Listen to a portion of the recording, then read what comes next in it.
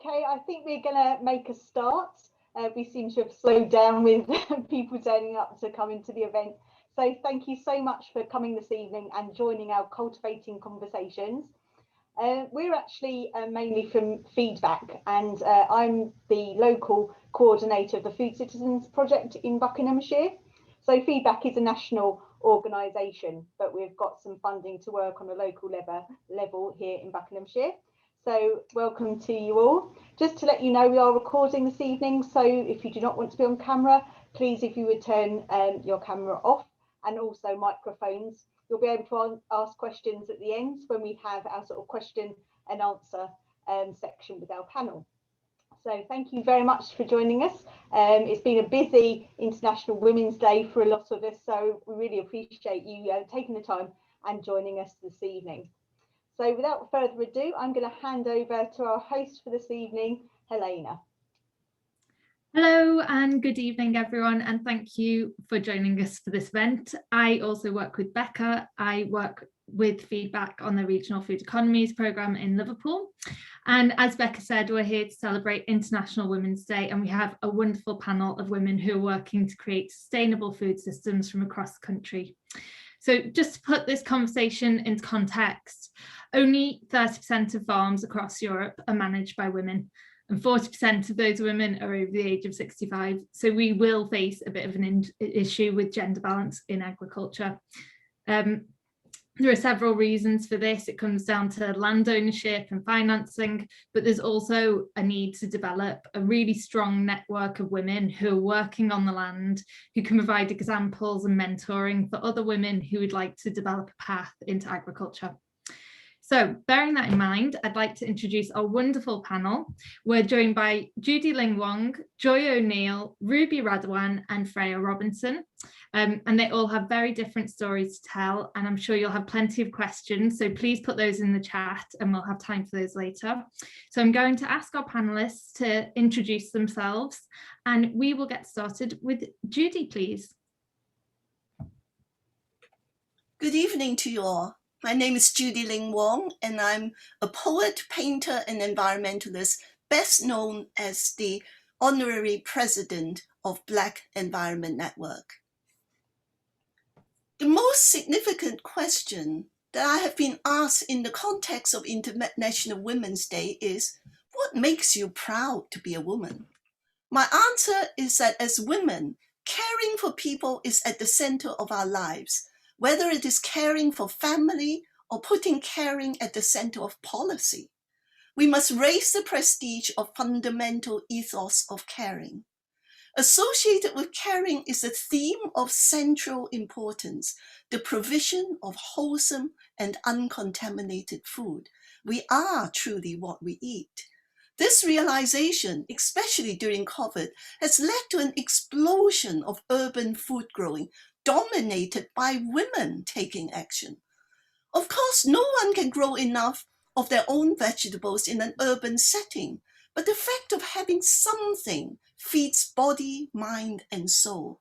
Urban food growing is also a stepping stone to reconnecting with the idea of farming. There's now a rising generation of minority ethnic women considering farming as a way of life. Various people from different cultures have a longing to return to a more intimate relationship with nature and a deep connection with land that is very much part of their ancestral traditions. Feeling deeply about anything creates a driving force for change. The setting up of the fairly new organization Lion, which stands for Land in Our Names, is part of this. Lion is a minority network of support, addressing barriers including access to training and experience, knowing the ropes about how to get hold of land and finance, and negotiating the reality of racism, although not all rural people are racist.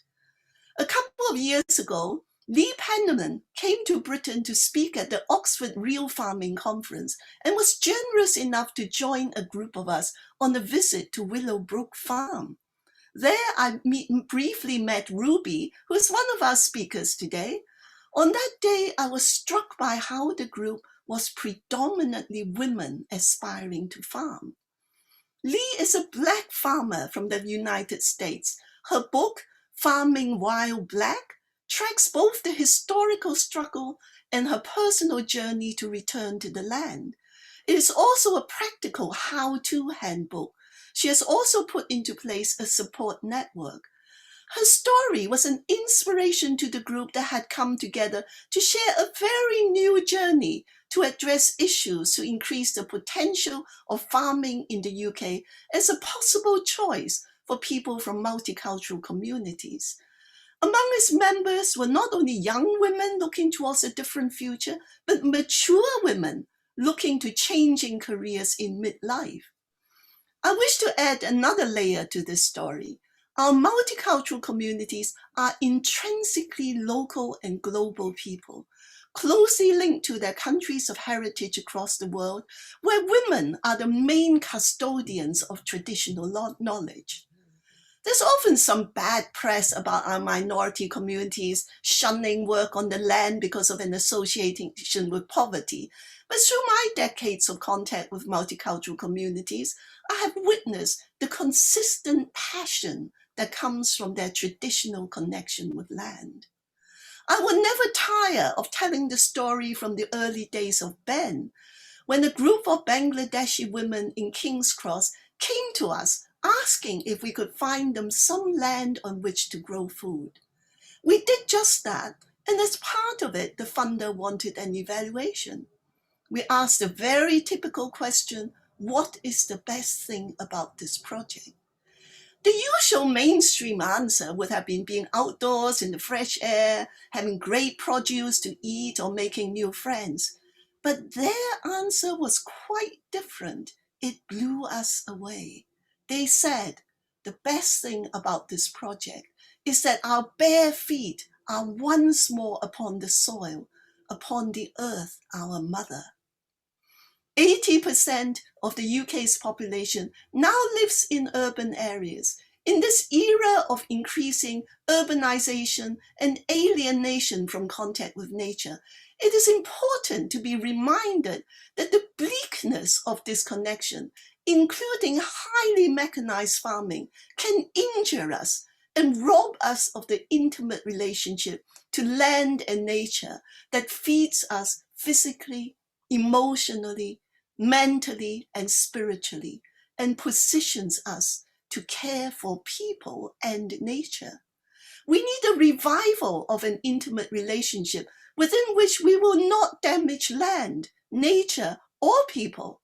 And part of that vital contribution will come from women whose lives revolve around caring, and in particular, women from different cultures that will enrich our futures with their traditional knowledge and their different, passionate cultural visions of nature. Thank you for listening. Thank you so much, Judy. What an inspirational message that you have. And I think it's really, we can all connect to that message of, you know, the land and the food makes your cultural identity. And we'll go on to discuss this in greater detail further. But next, if I can introduce Joy O'Neill to introduce herself and her project. Hello, everybody. And wow, what an act to follow with Judy. So I'm not from a food or farming background. My background is education. I've spent almost the last 20 years working with vulnerable students, vulnerable groups, vulnerable families, predominantly those with special educational needs and disabilities. I came to food and farming back in 2018. We had a young man who was at risk of exclusion from school. He was probably unlikely to leave with any qualifications, but he had an ambition to go into agriculture. So put together a plan for him where we said, look, come into school, take maths and English. We won't force you to do other subjects, and we will look for a placement for you. To prepare you for applying for college. And that was my first experience of care farming. And it completely blew me away. And I then decided that that was what I wanted to focus on. So since 2018, I have been a director of a local care farm. I have been researching care farming as part of a doctorate in education. And then I was very fortunate in 2020 to be awarded a Churchill Fellowship to travel to Europe, which I will do once the pandemic ends, to research the benefits of care farming for farmers and the rural community, because I would like to encourage more farmers in the UK to consider opening up part of their farm to care farming. So what is care farming? Well, for those of you that perhaps are unaware, it is when you use a farm to enable vulnerable people to have experiences that will benefit their health and their well-being and their education. And the key elements for any care farming is it's working outdoors, it's purposeful work, and it's social interaction with perhaps the farmer or a member of the farming team that is supporting people. In early 2020, obviously unable to travel for Churchill, I started looking for local green and care projects that I could get involved in. And that's when I became involved in what was then the brand new Buckinghamshire Food Partnership, and working with growing projects, working with community orchards, because, you know, these elements, community growing, community orchard, food projects, while not directly involved in care farming, they kind of feed into this sort of wider green care agenda. So it is very much something that I'm looking at, you know, in the future, and want to take that forward, bring that into the care farming work. And then this year, well, 2021, and I suppose because of the impact on children and young people with lockdown, potential mental health issues, I've also been looking at animal assisted interventions and how that might intersect with care farming to support young people's mental health going forward. So that's me. Thank you. Thank you so much, Joy. And that, I mean, it sounds really brilliant, and there's plenty going on in the future. And despite the pandemic, you're growing. So I'd like to pass to Ruby, please.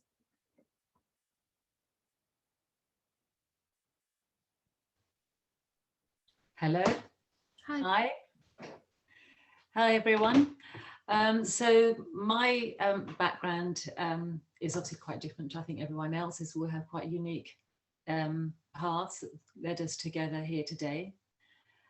I brought up in London, just doing the normal things that people do, I think, you know, wanting to go to university and get a proper job.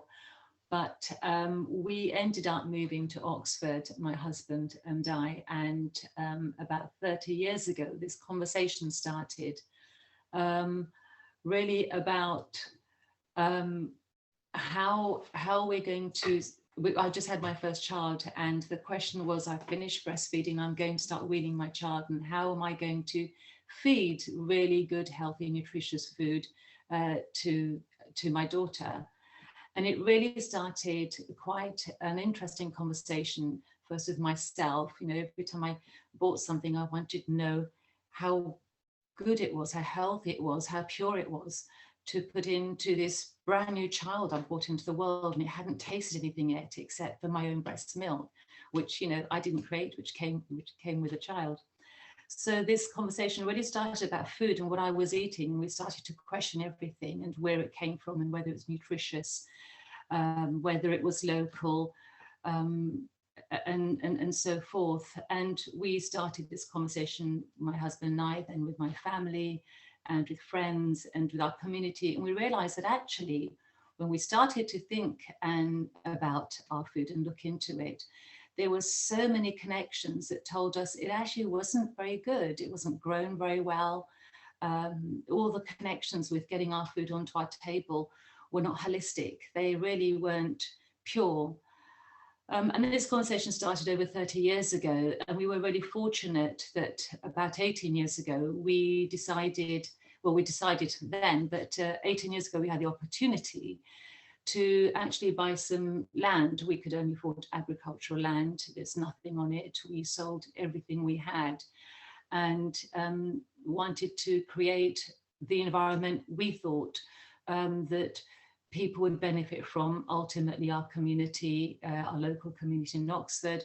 But it started off with deciding to change, deciding that actually we had to do this ourselves, to put our conversation and the ideas we're discussing into real action, because it was quite nice going around to visit a friend, you know, family, and talk about food and talk about animal welfare and talk about antibiotic use and how we should do this and how supermarkets should do that. But what it really boiled down to was, what are we going to do? What am I going to do? There's a lot of things that other people should do, but what am I actually going to do? And we concluded we're going to have to just do all of this stuff ourselves. We're going to have to start with the soil, start with the land, and build up from there. So we did literally just buy about 40 acres of land with no buildings, nothing, and we stayed in caravans, and we did just that. So 18 years on, we have Willowbrook Farm, and I think we have now a really wonderful place, which is pretty holistic. We grow a lot of our own food. We're responsible for all the meat that we eat. We produce it ourselves on the farm in the most holistic and natural way that we think it should be produced. We produce a lot of the vegetables that we eat, and we're able to eat seasonally. So that's sort of just for ourselves, but we benefit a lot of the community. We open our farm not just as a business, so we sell some of our produce, but we actually open our farm to local people, schools. The Lion Group came, and just general public as well. We try to open it up so people can see actually how possibly they can put some of the things we're doing into action in their own lives, whether it's, you know, a balcony and they're growing some herbs, or whether it's something bigger and they can have some chickens in the backyard, or even bigger, and, you know, people even have goats or a sheep or two. And it just depends what you have and where you can grow something and how you can connect with the soil. And I think this idea that touching the soil with your feet and really feeling the inspiration and the connection with the earth is really important to me. And some of my profound moments have been sitting literally just on soil, you know, passing it through my hands in the polytunnel, just looking around at all the things I've grown that season, and just looking at how miraculous it is and how privileged I am to have this environment, and to be able to grow my own food. And it is really tough, and it is very difficult, but it's very satisfying. And this sense of taking responsibility is mentally very stabilizing as well. So things like biodiversity are really important to us on the farm. We have lambs, we're lambing at the moment, we have chickens, we have goats, we have ducks, we have turkeys throughout the year. And I don't know what else to say really. I think one of the things I think is really important about farming or growing your own food or being aware of food is really trying your hardest to eat very clean food, so it hasn't been harmed by any chemicals, which will kill all the positive things that you're trying to put into your diet. And we know from science that that'll affect both our body and our mind, in fact. There's more and more research into the human microbiome, and that's showing that if we want to be more holistic and be more healthy, we really need to be aware of what's going into the soil and what's coming out of the soil in terms of what we eat. It's increasing now in terms of again, with science, that the highest biodiversity in our environment, both the soil, the food that we eat, is really essential to both our physical health and our mental health. So the more holistic we can be at every level, you know, social, as well as our food, is the direction that we should be going. Thank you so much, Ruby. It's just fascinating. Basically, you're the perfect example of, like, if you see a problem, do something about it. It's so inspirational to hear your story. And I'd like to just pass on to our final panelist, Freya, who is actually outside. So I hope it's still light where you are, Freya.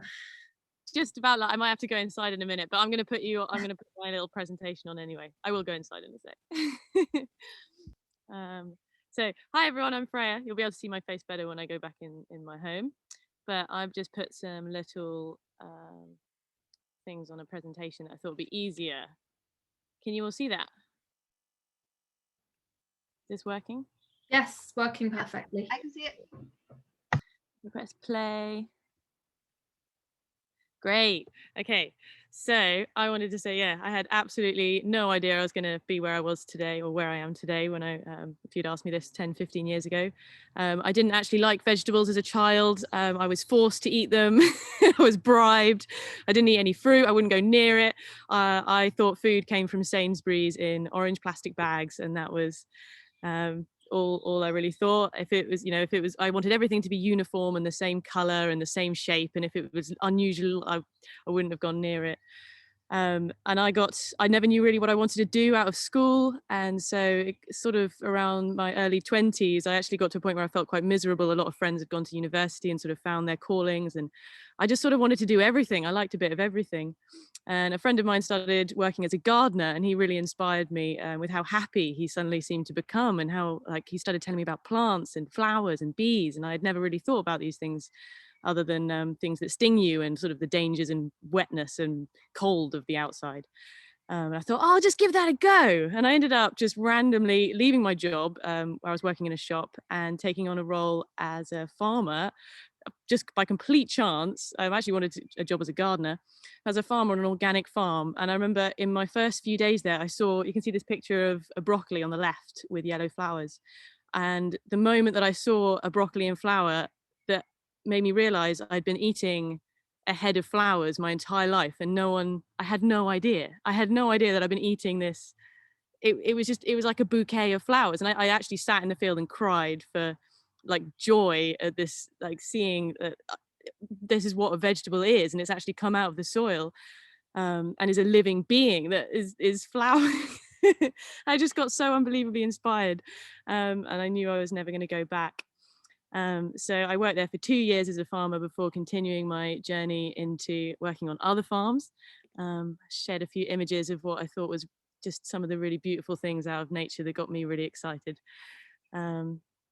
And so, yeah, I now feel just unbelievably inspired to try and teach other people how, where their food comes from and how to eat it, how to grow it, after growing up being so disconnected from mine. So it's about 7 years on now from my first days farming. I've decided to set up my own farm.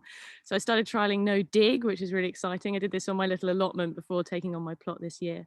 And it's absolutely amazing, the results that you can get from basically not tilling the soil. So I started reading lots of books about how disturbing the soil is just a massive contributor to our carbon emissions. It's killing microbes, and as I was saying about our microbiome is so important. And for a healthy microbiome, we've got to have healthy plants, and healthy soil is ones that can't be tilled. So I did lots of experiments before finally deciding I wanted to definitely do my own project and do it my way and do it no dig. And this year I finally started my farm, Old Tree Market Garden, good few years in the making.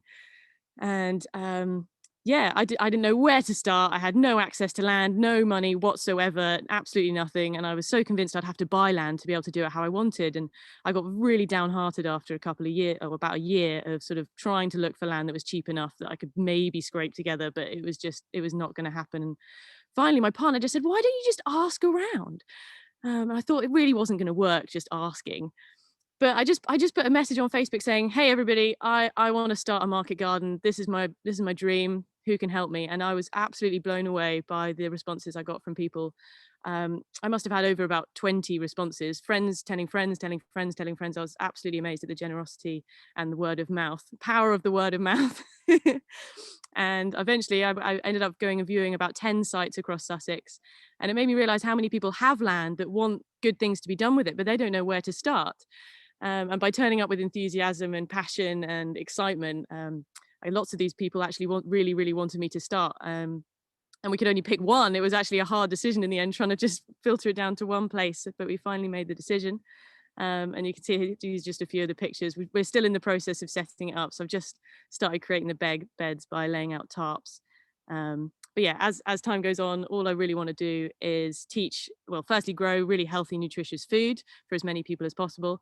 And I want to teach as many people how to do that, and inspire families and kids, especially children, where their food comes from. I think I read recently, it was like 1 in 4 children think that cows lay eggs. And I think it's just these kind of facts, as we were talking about earlier, that because most of us are living in urban areas now, we're just so disconnected from our food and where it comes from. So I picked this location especially because it's right on the edge of Brighton City, so people can get access really easily by train and by bike, or even walk over if they wanted. So we're going to open it up to as many people as possible as time goes on. So yes, that's my story.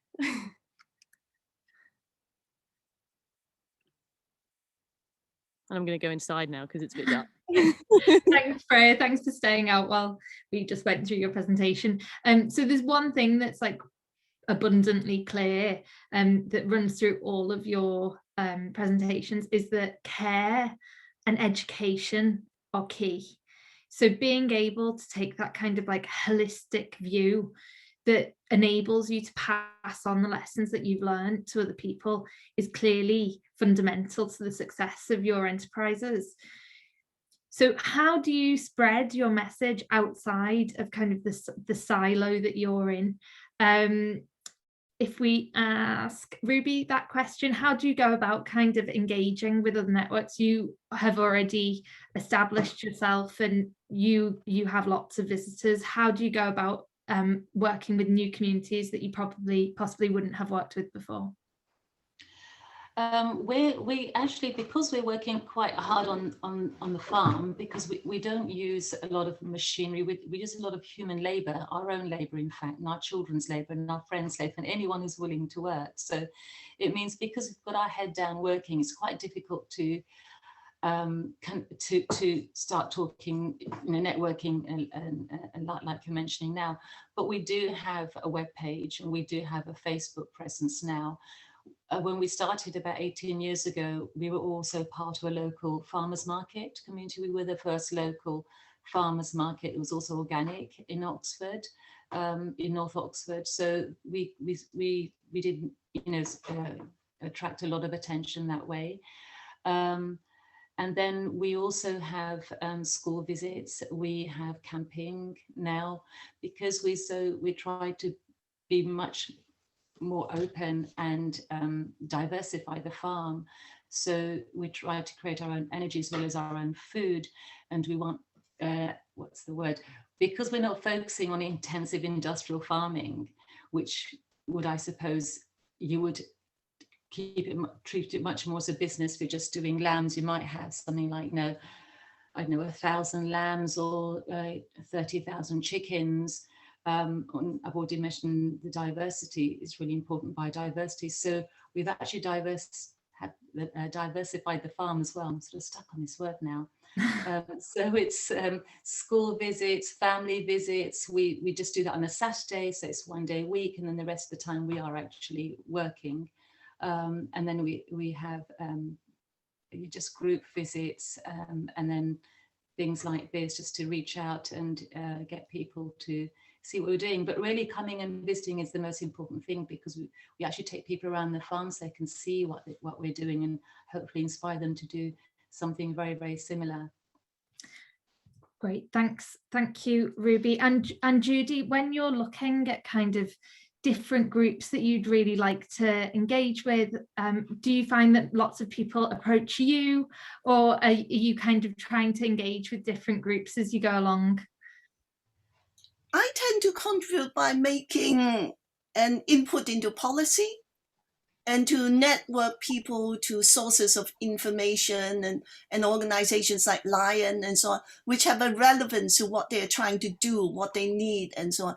At the moment, there's actually a great opportunity. You know, with COVID and so on, the government has set up a green recovery task force, and they're looking at new green jobs. As you know, we signed up since the time of Theresa May to achieve net zero in this country by 2035. And as part of doing that, the government has to invest in new green jobs as a commitment to move through it.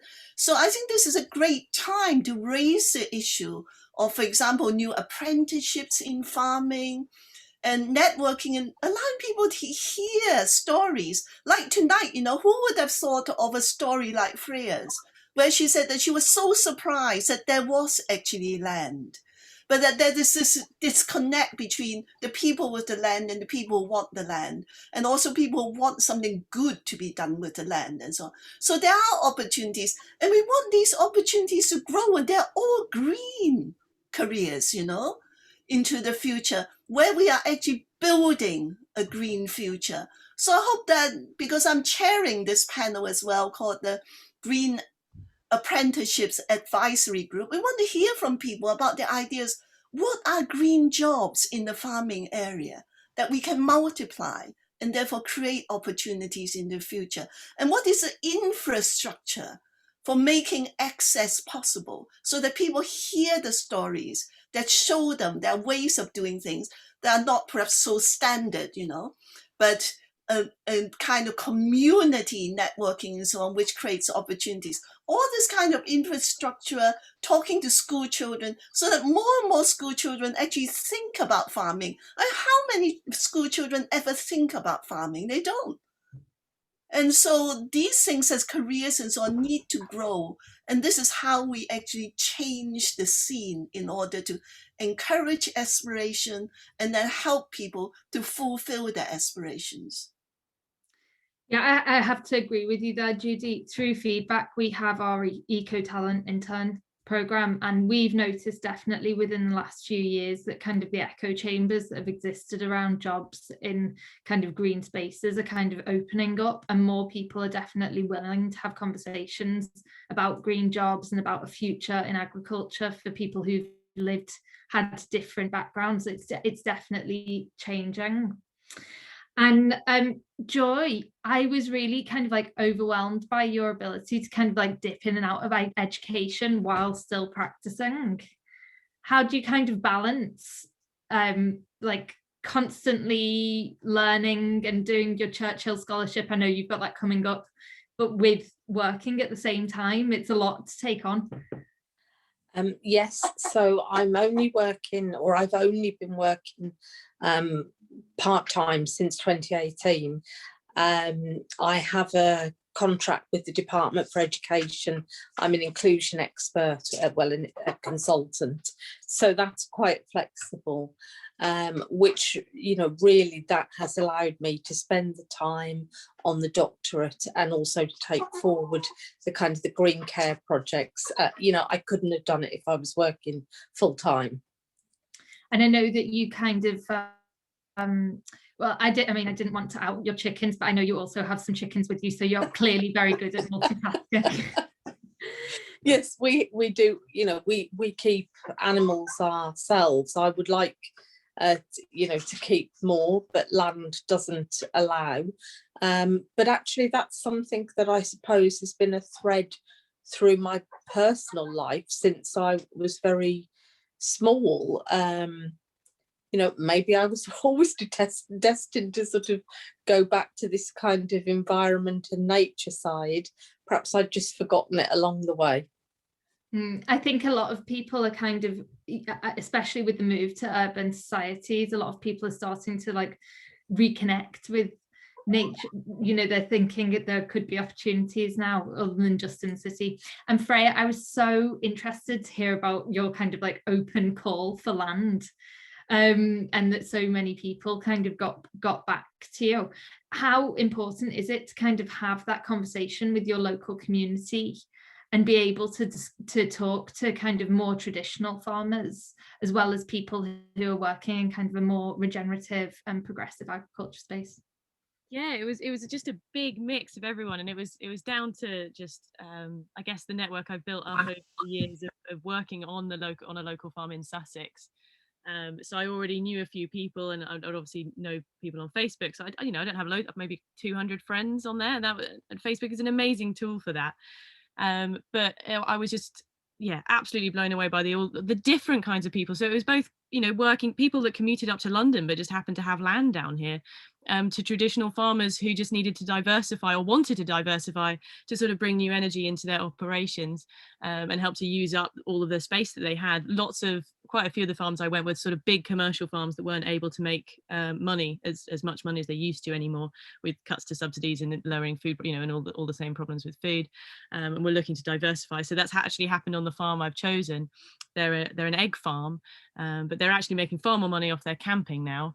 And they've opened up their business, their land, to lots of other. So there's a flower farm on site as well. They rent out space for events, and do sort of various diversifying things. But yeah, without having the importance of without having connections, I never would have found them. And having good friends, and also determination. I probably asked a good few hundred, at least a few hundred people in the process over the few years, never giving up. I knew that there would be that person out there somewhere that would be right for it. So it's consistently sticking with it and not giving up at the first knockback. I wonder if there'd be other people in Sussex who'd be interested in taking up the spaces that you didn't take up. If anyone is, maybe get in touch with Freya after the call. Not that I used to be overwhelmed with calls. And I think that, that issue of kind of land ownership and land use is going to change a lot over the next few years, as we see kind of the elms come in and the subsidy payments all changing. The people now are so focused on where their food comes from and their health partly because of the pandemic. So hopefully we'll see a swing towards more kind of like local and seasonal food production. So I'd like to ask you all if you have any role models in the industry that you'd like to share, and anybody can kind of pitch in. I would like to talk about a little local park in Lambeth that I know very well, called Myers Fields.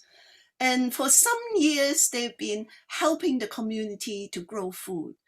And a brilliant thing suddenly happened. They noticed that one of the things that was really needed was that a lot of people want to grow food, but they couldn't start the season early enough in order to have a good harvest, because they didn't have greenhouses. And in this park, they had a heritage greenhouse, which was quite big. So he started asking people, what if we grew the little plug plants for you to give you a flying start, because you cannot do that. And they started off with 3,000 plug plants, with people signing up. They come in, they put down their name, they say what they want and so on. And growing it from seed is very, very cheap. You just need the greenhouse and some sort of care and expertise in growing these little plug plants. Guess how many they are now giving out of these plug plants in Lambeth after 3 years? 50,000. It shows you both the demand for wanting to grow food and the possibility of multiplying the amount of food grown in the urban area. Okay, you can't grow everything you want to eat, but it is significant and people feel so much better. And as I said, one of the things about green recovery is that we must focus and enable these people already growing to think bigger. Perhaps they want to be farmers. You know, they might not have crossed their mind, but let's put the idea into their minds. Why don't you go and see farms? Why don't you listen to stories about how people did it and so on? And maybe you actually would like to do that, and let's increase the number of people heading in that direction. Brilliant. What a great story. Any other role models that we should all be aware of? Yes, I'd like to give a shout out to Judy Brewer and Liz Everard, both in Australia. Judy is an Australian Churchill Fellow, and Liz had a Hocking Fellowship, both of them in 2019. Like me, they've been unable to travel, but the three of us have been supporting each other, and we've all been getting on with our own projects, regardless of the fact that we can't travel. Judy is an Australian farmer. She has a very large working farm. She has a neurodiverse family and is setting up a care farm within her farm to support adults with autism that have anxiety.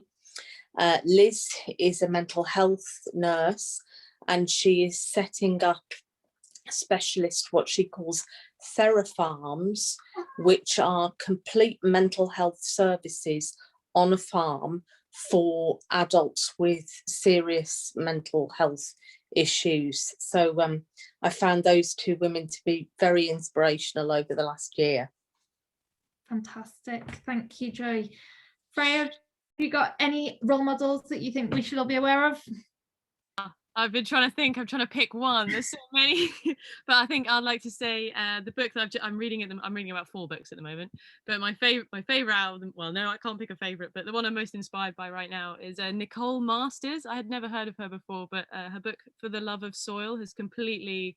It is incredible. I have every page I'm having to reread it about 3 times just because the knowledge is just so interesting, and she's written it in a really accessible way, explaining all of the problems about farming and how to solve them. She's from New Zealand, and I listened to the audio book as well, and she reads it herself, and she's got a lovely accent.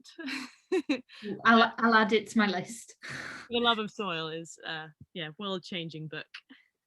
Fab. And Ruby, any role models we should be looking to? Well, I have to admit, there's so many different things around that inspire me, but I think something quite amusing is The Good Life. I don't know if any of you are old enough to remember the TV programme with Felicity Kendall, but they both had sort of proper jobs, but they turned their garden into a tiny little farm, growing whatever they could, and they had a pig and probably a goat as well that kept escaping into the neighbour.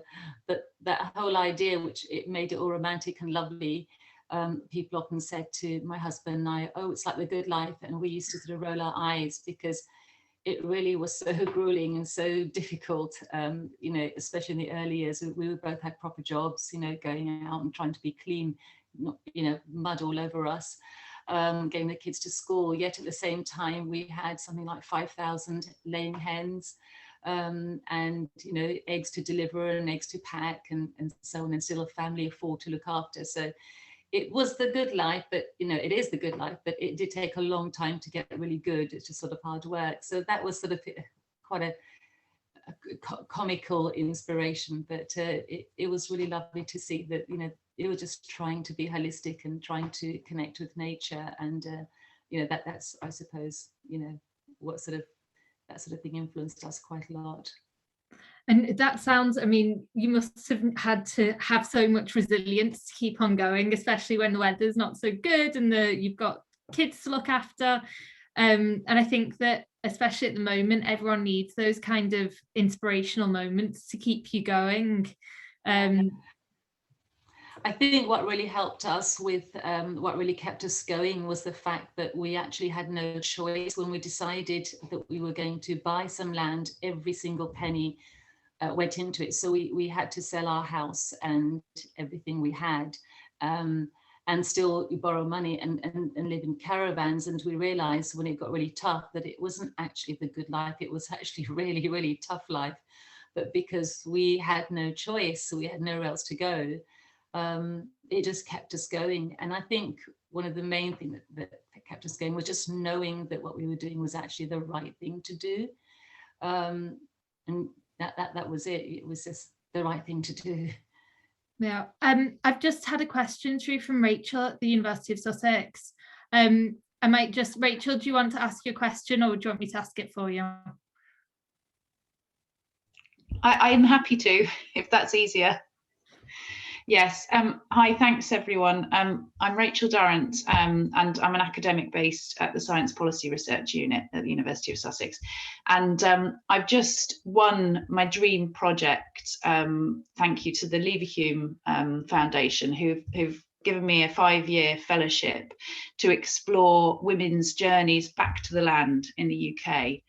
And through that project, I also want to amplify these stories in the media and to policy, and to anyone else who's ever dreamed of this sort of going on this sort of journey and reconnecting and exploring the land and the soil and so many of these things that you've mentioned.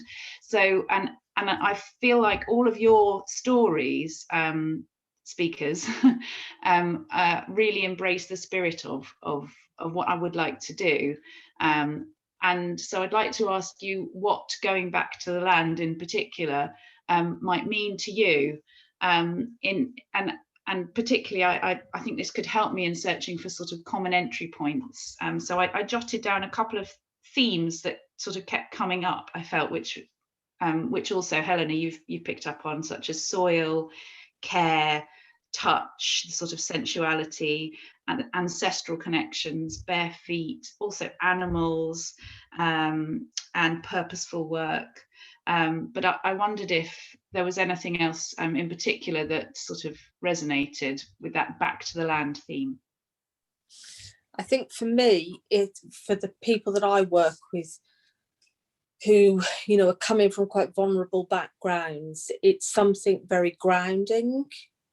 And I think it's something very calming. And also I think there is kind of that nature is continuous. That cycle is there all the time, regardless of what's going on in people's lives. I think you should also look at the science.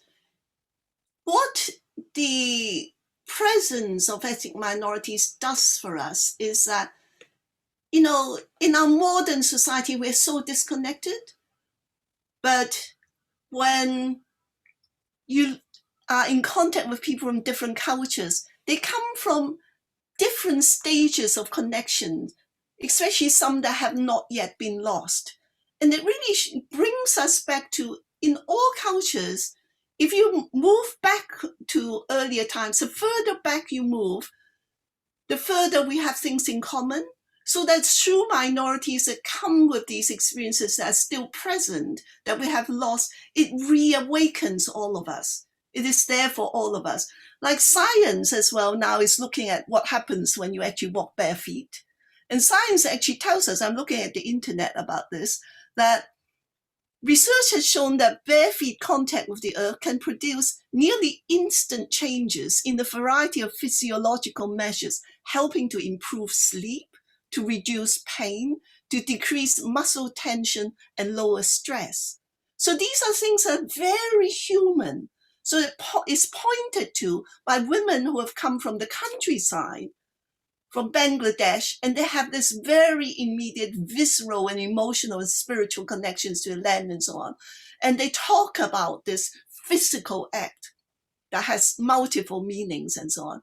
But scientifically, it is also true. So these are the parallel things that are happening. It's really important. We mustn't think that, oh, they're just imagining it, you know, that it has a real impact.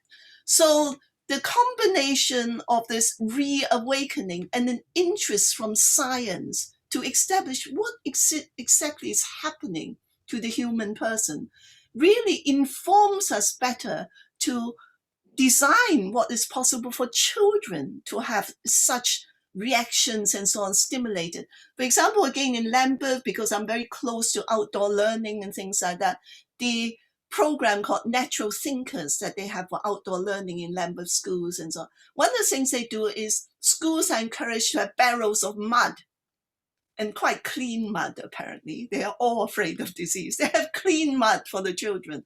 But science has actually established that when you put your hands into mud, what happens? Your body releases serotonin. You get happier. People are happier with their hands in mud. So all these things tell you our intimate connections with land, not just as an idea, but as a real physical being. And it reminds us we have come out of nature and we are part of it. All these things are very powerful. Fantastic. Thank you, Judy. Any other responses to Rachel's question? Well, I'd just like to agree with everything Judy said and the connection to the earth. I think with that spiritual connection comes also responsibility, and that's something I think I started to feel more of.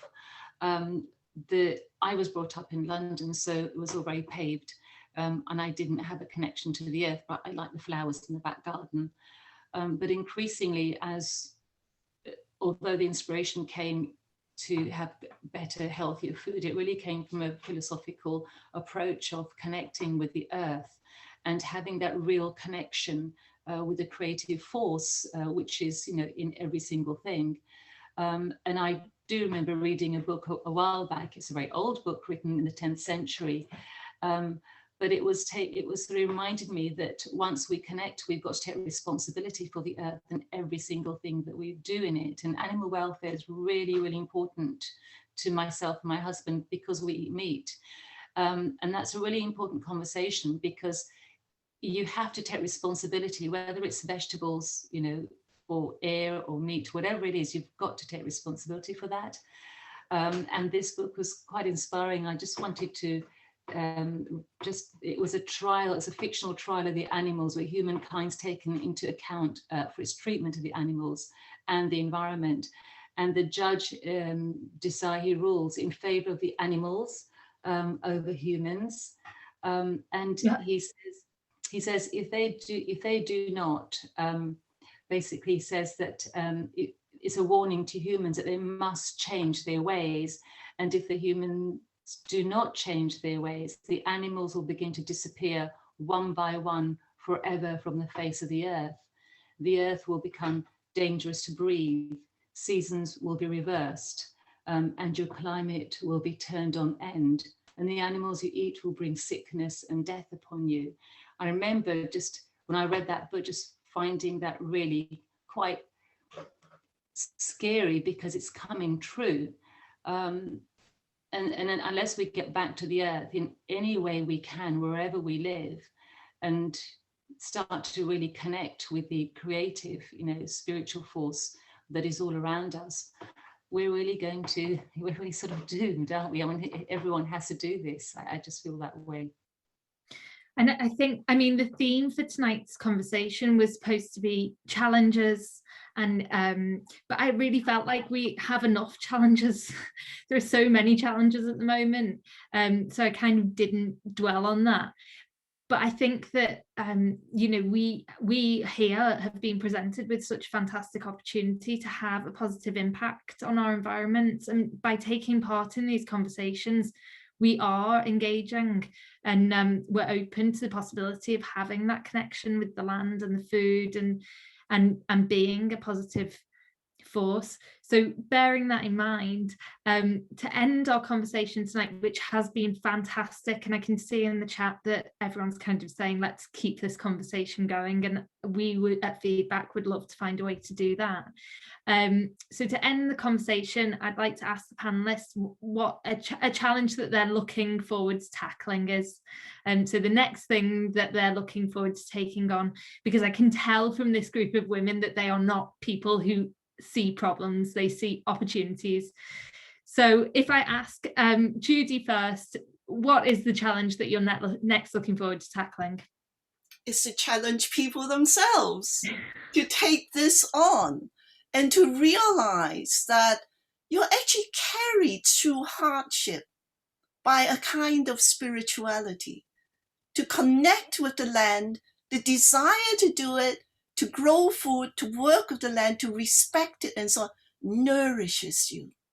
You will draw that strength from the land itself to move forward. And Joy? Well, for me, despite care farming being really positive, I don't think it's well known enough. I certainly don't think it's being utilised enough. So that is something that I would like to work on and take forward. And Ruby, your challenge? So the challenge that we have now at Willowbrook Farm is our energy use. We're trying to take more responsibility on the energy that we consume on Willowbrook, both, the whole farm actually, the way we're farming as well as personally as we live on the farm. So this year we're focusing very much on solar panels and electricity and seeing if we can try to just take more responsibility in that way and create as much of the energy as we can. For ourselves and the farm. Yeah. No small feat. And Ruby, there are a couple of asks for you to mention the book, to put the book that you mentioned in the chat, if you don't mind. And finally, Freya, which challenge are you looking forward to tackling next? I am so excited to, basically one of the points of my business is I really want to make a small micro regenerative organic farm a viable, economic, replicable model. So I want my model to be easily taught and inspire others to be able to copy it. So as long as my challenge is I want to make it profitable as well as regenerative starting this year to inspire others. If I can hopefully do both, then it's a win-win. Well, we're all behind you, and I'm sure by using like the hive mind as you did to find your land, we'll be able to make it happen. And I'm so excited to see where everyone goes next. Thank you so much for everyone taking part in tonight's event. It's been really great, and I feel like we've discussed so many topics that are so vast and powerful, and there's been a real theme of kind of spiritual connection, which feels really welcoming, and like we're taking great steps into kind of regenerative agriculture and a sustainable, resilient food system. So everybody who's watching this, you can watch it again on YouTube after the event, and you'll be able to share it, and you can head over to the feedback website for future Cultivating Conversations events. And yes, I'd just like to finish by saying thank you to everyone, and happy International Women's Day. Thank you.